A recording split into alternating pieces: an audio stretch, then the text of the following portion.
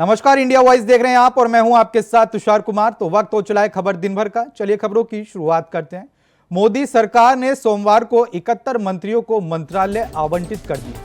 बता दें कि प्रधानमंत्री नरेंद्र मोदी ने गृह मंत्रालय के लिए एक बार फिर से अमित शाह पर विश्वास जताया है, तो वहीं राजनाथ सिंह को एक बार फिर से रक्षा मंत्रालय का जिम्मा सौंपा गया।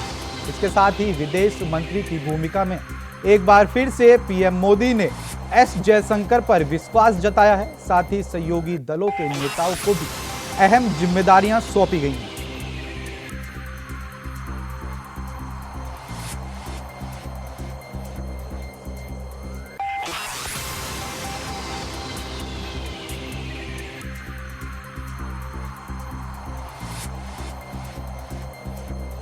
तो आपको बता दें कि चिराग पासवान को खाद्य मंत्रालय का जो जिम्मा है वो चिराग पासवान को सौंपा गया है। तो वहीं अमित शाह को एक बार फिर से गृह मंत्री बनाया गया है। तो पीएम मोदी ने अमित शाह को एक बार फिर से गृह मंत्री बनाया है। साथ ही राजनाथ सिंह की बात करें तो राजनाथ सिंह को भी प्रधानमंत्री ने रक्षा मंत्रालय का जिम्मा सौंपा है। आपको बता दें कि पीएम मोदी ने एक बार फिर से बात करें नितिन गडकरी की, तो नितिन गडकरी को भी सड़क परिवहन का जो जिम्मा है वो सौंपा गया है। प्रधानमंत्री ने एक बार फिर से निर्मला सीतारमण को वित्त मंत्रालय का जो जिम्मा है वो सौंपा गया है। तो निर्मला सीतारमण को एक बार फिर से वित्त मंत्रालय का जिम्मा सौंपा गया है। बात करें एस जयशंकर की, तो एस जयशंकर को एक बार फिर से विदेश मंत्री बनाया गया है। बात करें मनोहर लाल की, तो मनोहर लाल को ऊर्जा और शहरी विकास मंत्रालय जो है उसकी जिम्मेदारी सौंपी गई है मनोहर लाल को। बात करें शिवराज सिंह चौहान की, तो उनको कृषि मंत्री एवं ग्रामीण विकास मंत्रालय का जो जिम्मा है वो शिवराज सिंह चौहान को सौंपा गया है। जितिन राम मांझी को एमएसएमई का जो जिम्मा है वो जितिन राम मांझी को सौंपा गया है।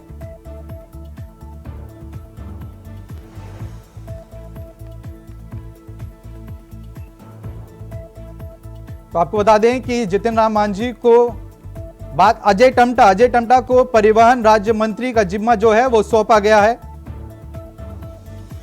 साथ ही धर्मेंद्र प्रधान की बात करें तो उनको शिक्षा मंत्रालय का जिम्मा जो है वो सौंपा गया है। मनसुख मांडविया को श्रम मंत्रालय का जिम्मा सौंपा गया है। साथ ही अश्विनी वैष्णव को रेल सूचना मंत्रालय का जो जिम्मा है वो सौंपा गया है। चिराग पासवान को खाद्य मंत्री का जिम्मा जो है वो सौंपा गया है। अब बात करते हैं कि किस राज्य में कितने मंत्री हैं। तो कर्नाटक में 5 और एमपी में भी 5 ही मंत्री हैं। साथ ही राजस्थान की बात करें तो राजस्थान में 4 और आंध्र हरियाणा में 3, झारखंड की और बंगाल में 3, तेलंगाना असम में 3, यूपी में 10 और बिहार में 8। हम ये आपको बता रहे हैं कि किस राज्य से कितने मंत्री हैं। महाराष्ट्र में 6 और गुजरात में 5, साथ ही कर्नाटक में 5 और एमपी में भी 5, राजस्थान में 4 और आंध्र हरियाणा के 3 मंत्री, साथ ही झारखंड बंगाल में 3 और तेलंगाना और असम में 3, यूपी के 10 और बिहार के 8, महाराष्ट्र के 6 और गुजरात के 5, कर्नाटक के 5 और एमपी के भी 5। ये हम आपको वो बता रहे हैं कि किस राज्य से कितने मंत्री हैं। साथ ही राजस्थान के 4 और आंध्र हरियाणा के, झारखंड बंगाल के 3। अब किसको क्या मंत्रालय मिला है इस पे बताते हैं कि चिराग पासवान को खाद्य मंत्रालय का जो जिम्मा है वो सौंपा गया है। चिराग पासवान को खाद्य मंत्रालय का जिम्मा सौंपा गया है।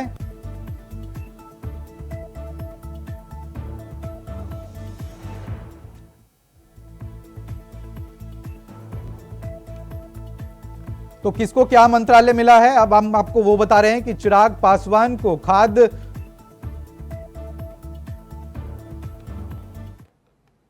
बात करेंगे अगली खबर की। प्रधानमंत्री नरेंद्र मोदी ने सोमवार को कार्यभार संभाल लिया।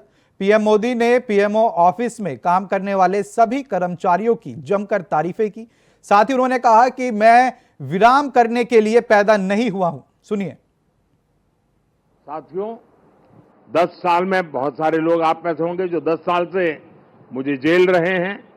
कुछ लोग हैं जो शायद अब जेलना शुरू करेंगे। कुछ लोग होंगे साहब बहुत हो गए, अब कहीं और जाए तो अच्छा होगा। जो जाना चाहते हैं उनको मेरी तरफ से शुभकामनाएं हैं। आपने इतना किया इसलिए धन्यवाद है। जो आना चाहते हैं, अगर आज टीवी पर मेरी बात सुन करके जो मन भाव से खप जाना चाहता है 5 साल, आइए, निमंत्रण है। और हम मिल करके दोस्तों एक ही लक्ष्य, नेशन फर्स्ट, एक ही इरादा 2047 विकसित भारत। और मैंने पब्लिकली कहा है मेरा पल पल देश के नाम है। और मैंने ये भी वादा किया है देश को 24/7 फॉर 2047। मुझे वो टीम से अपेक्षाएं हैं, मैं मेरी टीम से ये चाहता हूं। और उसमें भी मैंने मिला हुआ काम समय से पूरा कर दिया। मुझे मिला हुआ काम गलती के बिना कर दिया। मैं समझता हूं अच्छी चीज है, लेकिन परिपूर्णता नहीं है। मैंने उसमें वैल्यू एडिशन क्या किया? मैंने पूरा किया, लेकिन ज्यादा अच्छे से पूरा किया। मैंने पूरा किया, लेकिन आगे अब किसी के सर पे बोझ नहीं रहेगा, इतना मैंने करके रखा है।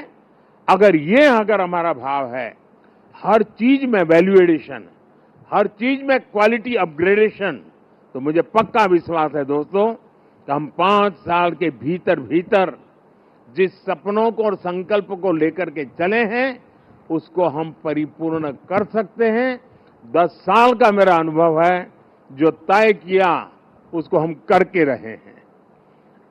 तय भले मोदी ने किया, लेकिन करने वाले आप हैं, करके रहे हैं। हम सब मिलके करके रहे हैं।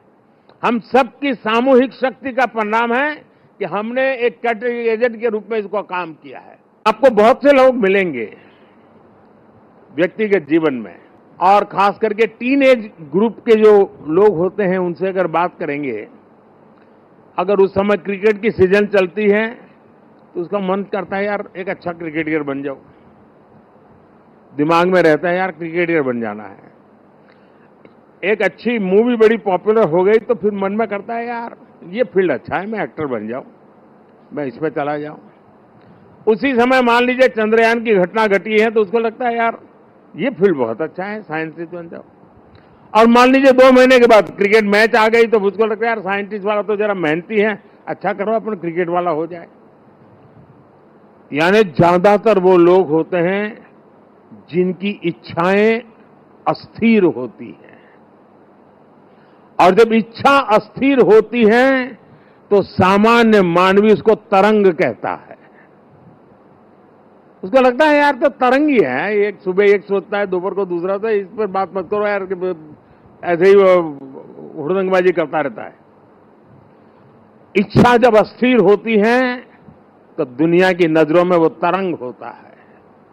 लेकिन जब इच्छा स्थिर हो जाती है और उसके अंदर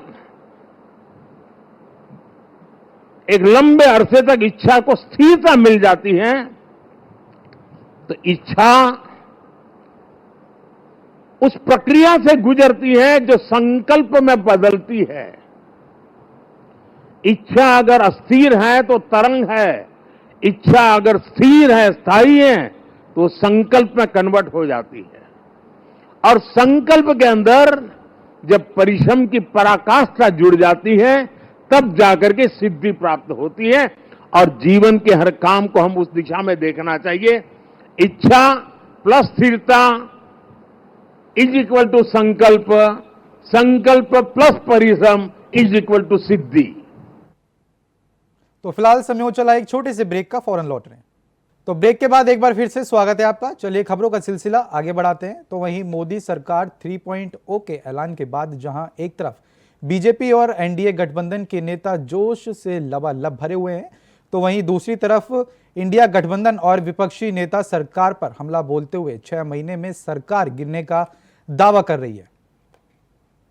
मैं महाप्रभु की शरण में आया हूँ। महाप्रभु श्री जगन्नाथ जी का कृपा, माँ समलेश्वरी की आशीर्वाद और माननीय प्रधानमंत्री श्री नरेंद्र मोदी जी की आस्था, उनकी विश्वास मेरे जैसे कार्यकर्ता को तीसरी बार उनकी एक निर्णायक सरकार में शामिल करने का उन्होंने निर्णय किया।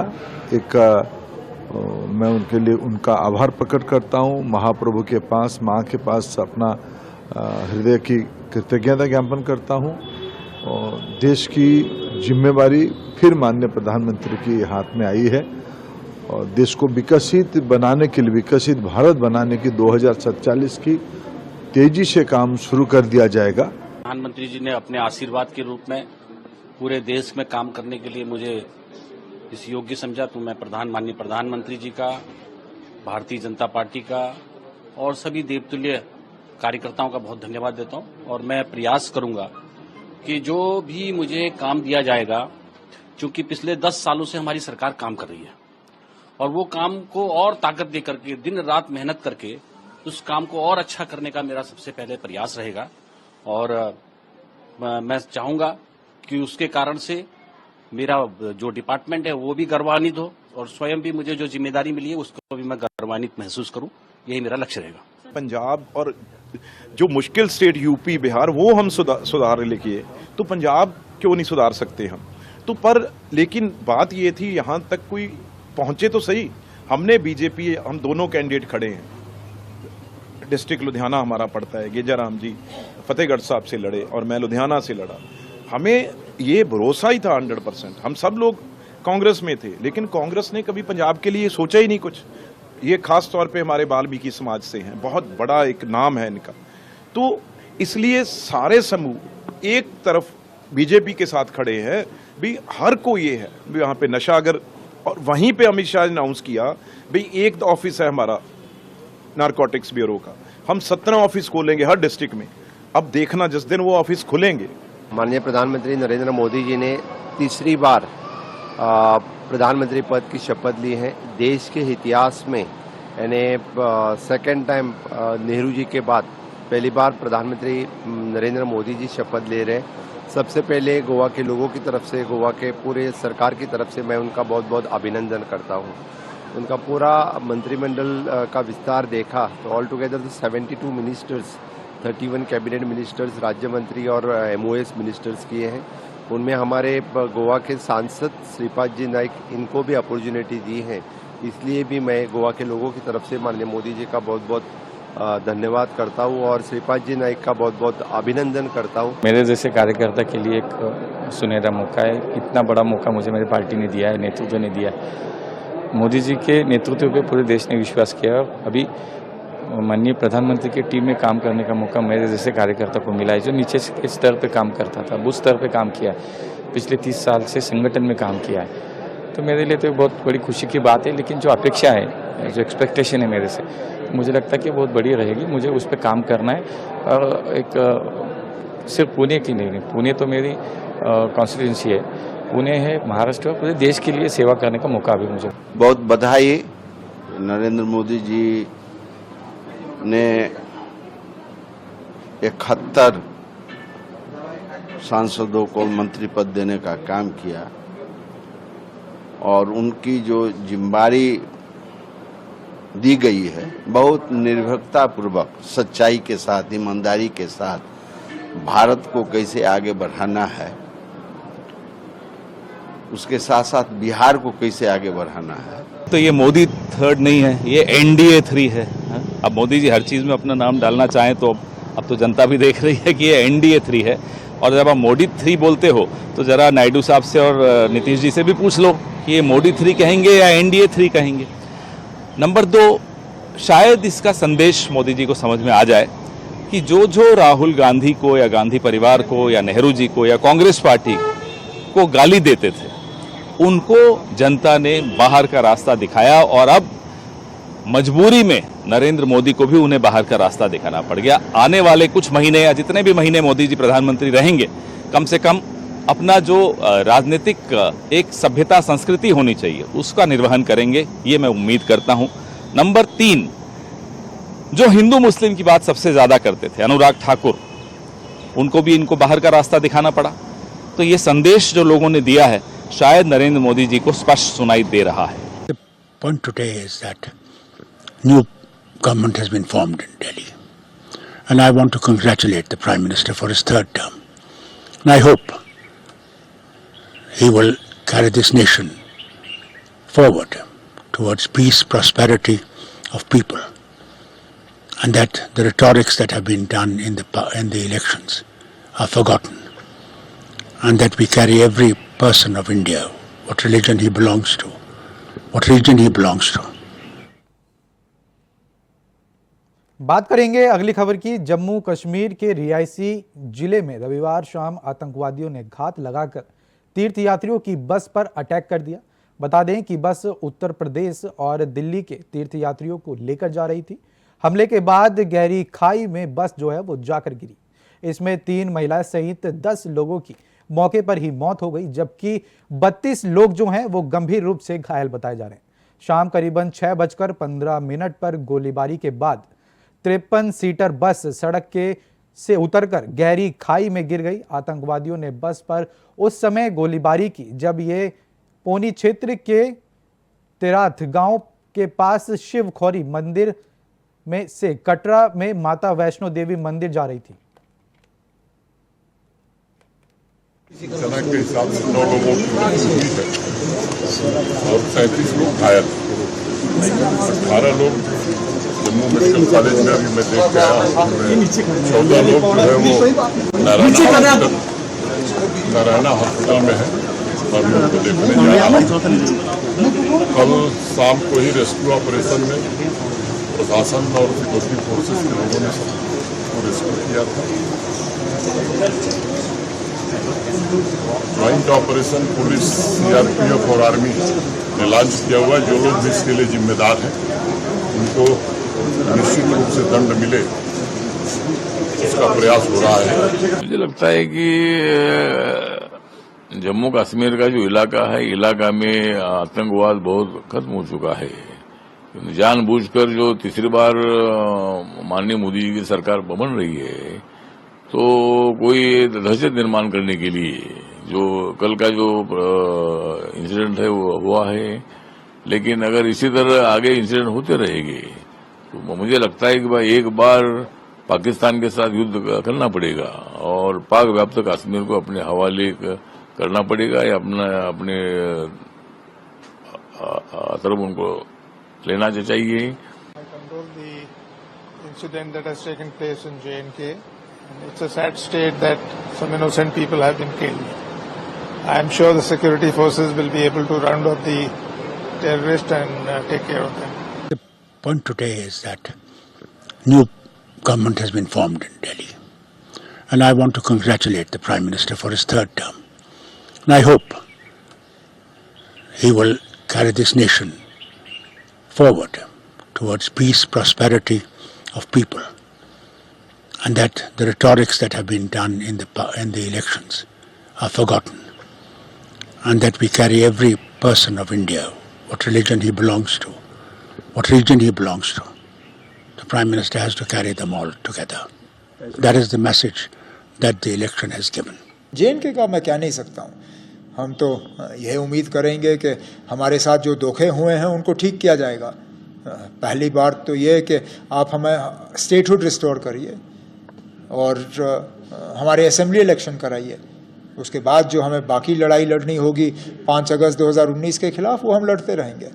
ये अपने आप में कोई मतलब हैरानगी की बात नहीं है कि टेरर अटैक हुआ है। बदकिस्मती से, और ये मैं पहले भी मैंने ये कहा हुआ है, इस हुकूमत के दौरान पिछले 5 साल में ये हमने देखा है कि जिन जिन इलाकों को हमने मिलिटेंसी से पूरी तरह से आज़ाद किया था, वहाँ पे नए सिरे से अब मिलिटेंसी देखने को मिल रही है। देखिए, पाकिस्तान में ये जो सीमा पार से आतंक है, ये पाकिस्तान हमेशा फैलाने की कोशिश करता है। बड़ी बार हमारी जंग भी हुई, लेकिन उसमें वो तो कामयाब हो नहीं पाए।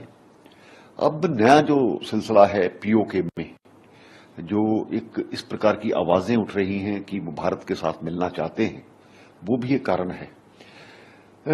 एक कश्मीर में जहां तक हुर्रियत और जमायत इस्लामी का था, जो हमेशा से पाकिस्तान की सपोर्ट करते थे, आज उनको हर तरीके से खत्म कर दिया गया है। पत्थरबाजी हो, रोजमर्रा के वहां पर जो बंद रहते थे वो हो, और ये मिलिटेंट्स के जनाजों में लाखों की तादाद में लोग चल पड़ते थे, आज इस पर चेक लगा है, कोई कैलेंडर जारी नहीं होता। दुर्भाग्यपूर्ण है।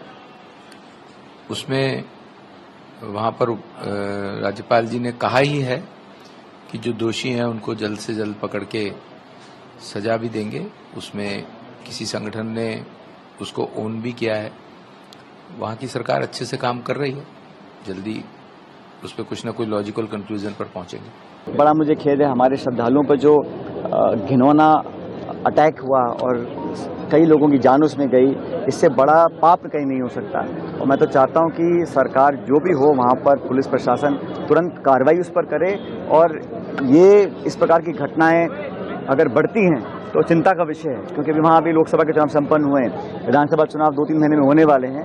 इस प्रकार की हिंसा अगर बढ़ेगी, आतंकवादियों के हौसले बुलंद होंगे तो समय बहुत संकट वाला आ जाएगा। तो सरकार को तुरंत कार्रवाई करनी चाहिए। सिर्फ शोक प्रकट करने से या सिर्फ खेद प्रकट करने से पार नहीं पड़ेगी, उनको उन लोगों को सबक सिखाना पड़ेगा जो इस प्रकार के घिनौने अपराध करते हैं।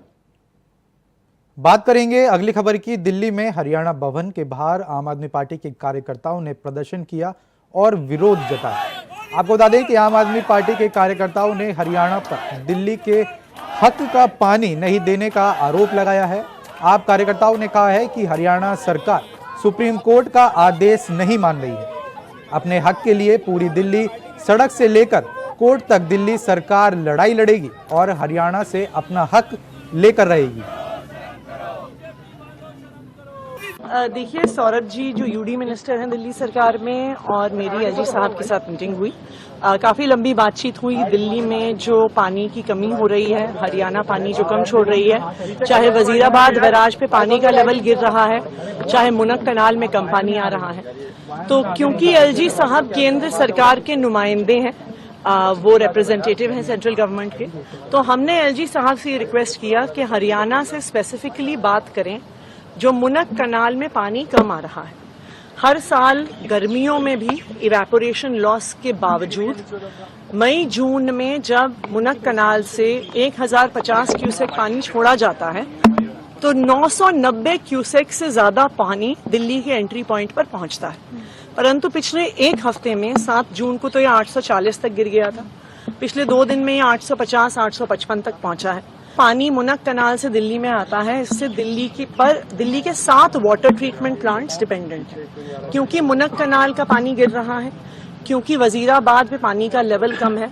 तो जो हमारा वजीराबाद वाटर ट्रीटमेंट प्लांट है उसका पिछले कुछ दिनों में 30 MGD ऑलमोस्ट पानी का प्रोडक्शन कम हुआ है, जिससे दिल्ली वालों पर बहुत सीरियस असर पड़ रहा है। तो एलजी साहब ने आश्वासन दिया है कि वो हरियाणा से बात करेंगे। दूसरा जो मुद्दा एलजी साहब से डिस्कस किया गया कि दिल्ली जल बोर्ड में अभी अफसरों की बहुत कमी है। जो दिल्ली जल बोर्ड के सीईओ हैं उनके पास 3 बहुत बड़े बड़े विभाग हैं, पीडब्ल्यूडी भी है, जीएसटी भी है। तो एलजी साहब ने आश्वासन दिया है कि एक सिंगल चार्ज का ऑफिसर वो नियुक्त करेंगे कि दिल्ली जल बोर्ड में एडमिनिस्ट्रेटिव काम ठीक से हो सके। ना सिर्फ इतना, दिल्ली जल बोर्ड में अभी मेंबर वाटर नहीं है, मेंबर ड्रेनेज नहीं है, मेंबर फाइनेंस नहीं है। पिछले 6 महीने से लगातार इस मुद्दे को हम एलजी साहब के साथ उठाते रहे हैं। पिछले 6 महीने से इनमें से कोई भी अफसर नियुक्त नहीं हुआ है, लेकिन आज फिर से इस पे चर्चा हुई है और एलजी साहब ने आश्वासन दिया। बात करेंगे अगली खबर की। भारतीय जनता पार्टी के मुजफ्फरनगर सीट से प्रत्याशी संजीव बालियान ने प्रेस कॉन्फ्रेंस के दौरान एक सवाल के जवाब में कहा कि जिन लोगों ने समाजवादी पार्टी के प्रत्याशियों को लड़ाया उनके ऊपर कार्रवाई की जानी चाहिए। दरअसल पत्रकार वार्ता के दौरान एक मीडिया कर्मी से संगीत सोम के पूर्व में भाजपा की इस सीट से हार को लेकर दिए गए बयान पर संजीव बालियान ने प्रतिक्रिया मांगी थी।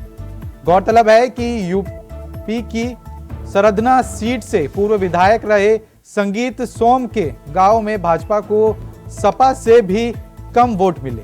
इतना ही नहीं, संगीत सोम ने संजीव बालियान के चुनाव हारने पर कहा था कि राजनीतिक में तो हार जीत चलती ही रहती है।